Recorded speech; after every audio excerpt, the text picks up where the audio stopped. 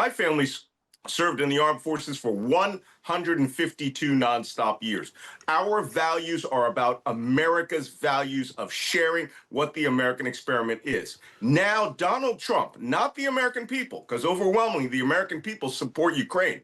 Donald Trump's personal financial empire in his mind depends on Russian hundreds of billions of dollars from oligarchs. And he is now aligning the United States with an ex-KGB officer who is a dictator. That has never, I mean, we've gone around with some savory characters, right, in the United States in the past, but to reshape the poles of the world where Europe will be given to a dictator and that Ukraine is the only thing standing between that. So Trump sees Ukraine as an obstacle. Trump is aligned with Putin. We have no idea why. But by doing that, he is not only smashing our values, he's smashing all of the sacrifice and the effort that was done during World War II, the Cold War, right up to this day. War, what is it good for?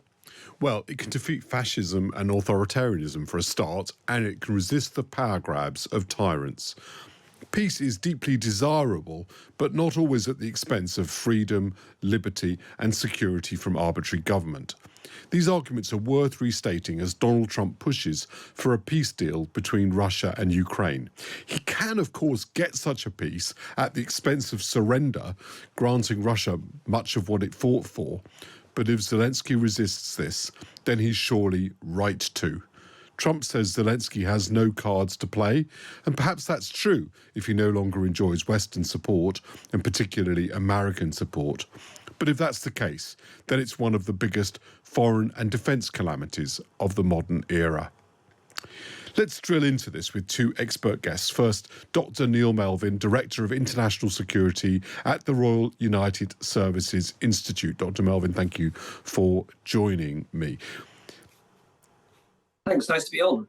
Can you give us a little bit of historical context? Am I, in talking in the way that I did about big foreign policy calamities, am I overinflating what is a regional conflict? Well, no, because I think at the core of the Ukraine-Russia war is a set of principles which have been put in place really to guarantee peace and security on the European continent and more widely following the calamity of the 20th century. And at the heart of this is the idea that you don't change the borders of states by force. You can change borders, but you have to be part of a negotiation. Everyone has to agree. And so what Russia has done, of course, in terms of Crimea and the current discussions around other parts of Ukraine today is really flout this principle directly. And so it does have a much wider significance.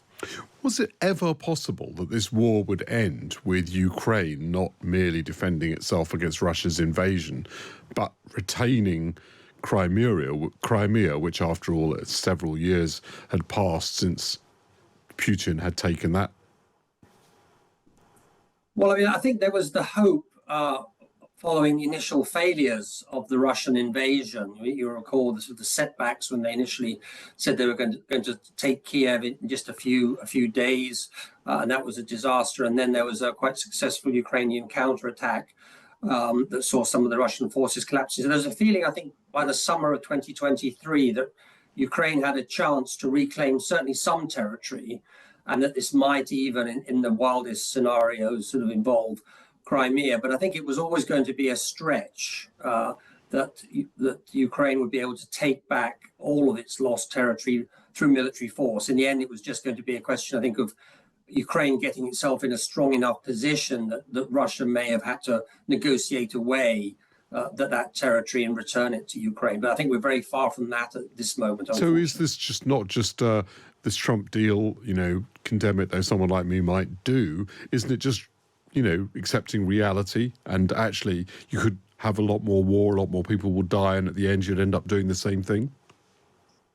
Well, I think, if you look at the dynamics around the war, there is an argument. I think some people are very tired, understandably, particularly in Ukraine, of the war. But Russia's on the offensive at the moment. But if you look ahead in the year, I think, towards the end of this year, things are not going totally in Russia's direction. They are being stretched militarily. And if we can maintain support for Ukraine, and of course, if Ukraine is willing to continue fighting, I think by the end of the year, things start to swing in a different direction. So this to me is actually the chance that may be being missed at the moment, is that by trying to deal with Russia when Russia feels strongest and really pull the plug on Ukraine at this moment, we're giving away the house in a sense on many issues, and this may have far worse repercussions because it's unlikely the conflict will end. Do you think that Trump is actually going to pull the plug on military aid? He quite often huffs and puffs about things that he doesn't do. Well, I mean, it's already the military aid is running out because the Trump administration has not approved and got Congress to back additional resources. So the money that the Americans are putting in is coming to an end. This is what happened at the end of the Biden administration. You may recall last year there was this sort of protracted standoff in Congress. Eventually, $50 billion went through. That money is now almost spent. So that's going to run out. The question, I think, is now, will the United States continue to provide things like intelligence sharing with the Ukrainians, targeting information, and is there any prospect that they will go back to this question of starting again military assistance? If he did do that, if they don't return to military aid, which, as you just suggested in answer to my question, does seem quite likely, what would be the consequence of that? Well, I mean, the immediate consequences will probably not be sort of apparent, but what we'll gradually see is that the Ukrainians will find it harder and harder to defend the current line. Now, the Europeans are trying to step up. So we've seen in these various meetings in Paris and London, the coalition of the willing, but also the EU and others increasing financial assistance and weapon supplies. But we just don't have some of the capabilities that the Americans have, and we don't really have the volume of weapons. So I think we can probably help Ukraine stay in the fight for a while yet, but it's going to be very difficult to sustain it sort of for more than 5 or 6 months, I think, at the moment, unless the Europeans really increase their defense spending and their assistance to Ukraine. Well, that was Neil Melvin from RUSI, the foreign policy think tank. Why does Donald Trump have such a downer on Ukraine? Here's Grant Shapps, the former defense secretary, on Times Radio Breakfast this morning. You've got this terrible combination of a president who just for some reason seems to support the tyrant, and I have some theories as to why, but I may have to wait for the 30-year rule to talk about them. Do you want to offer one now? Thank you. I think I'll probably resist, but I don't think it's too much of a stretch, and many of your listeners will already know because it's publicly reported that he's had previous both run-ins with Kyiv unrelated to the war, and people may come to their own theories as to why he seemed to be in cahoots with Putin. Malcolm Nance is a former US naval officer who fought alongside the Ukraine army. He's author of The Plot to Betray America, How Team Trump Embraced Our Enemies, the title of which says it all.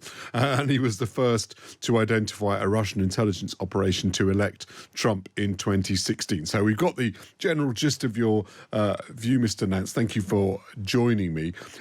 Can you explain why you think Trump has this view of Zelensky?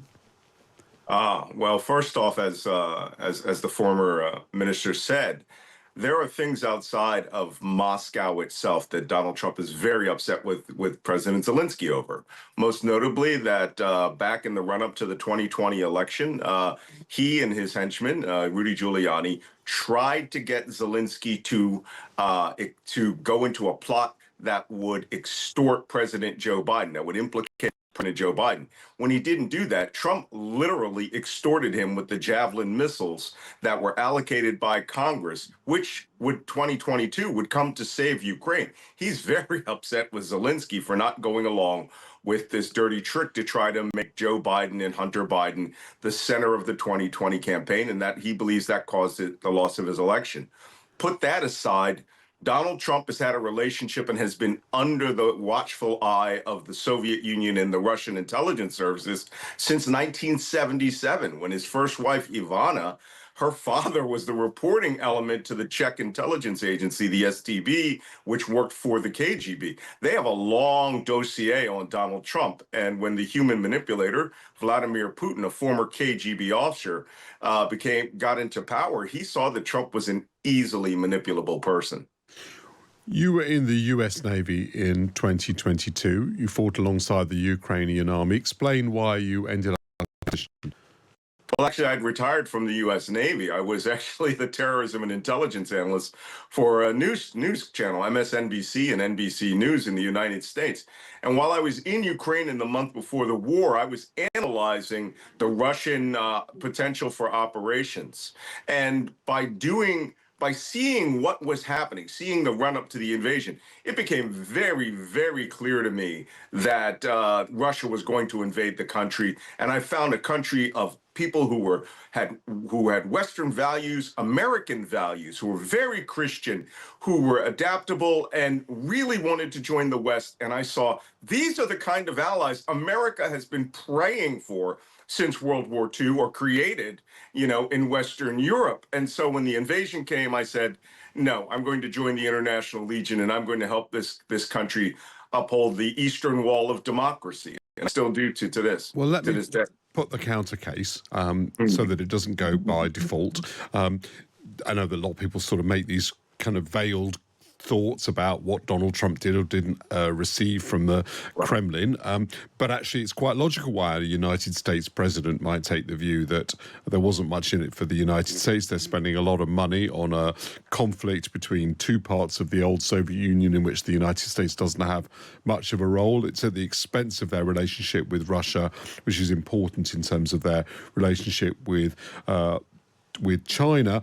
And in any case, Ukraine isn't a kind of standard political democracy, so they're not even really defending liberal democracy against authoritarianism, even if that's what they wanted to do. How would you respond to that counter case? Well, first off, the United States, up until the arrival of Donald Trump, had always been a nation which placed its American values and the transmission of those values worldwide.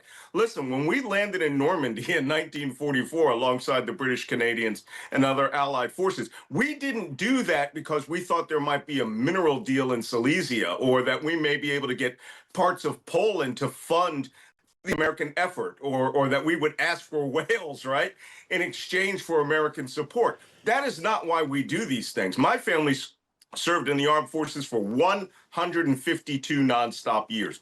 Our values are about America's values of sharing what the American experiment is. Now, Donald Trump, not the American people, because overwhelmingly the American people support Ukraine.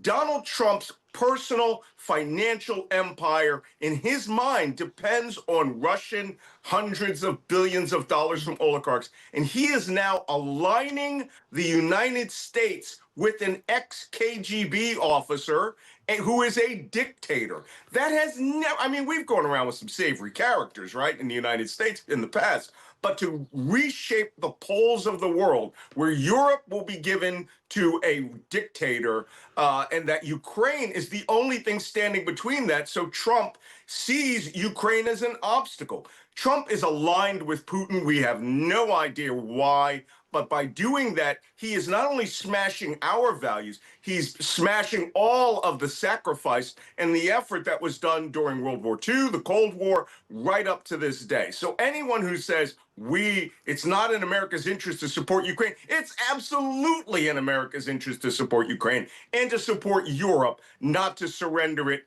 to an authoritarian dictator. Well, that's the author and former US Navy officer Malcolm Nance, who certainly made his view very clear.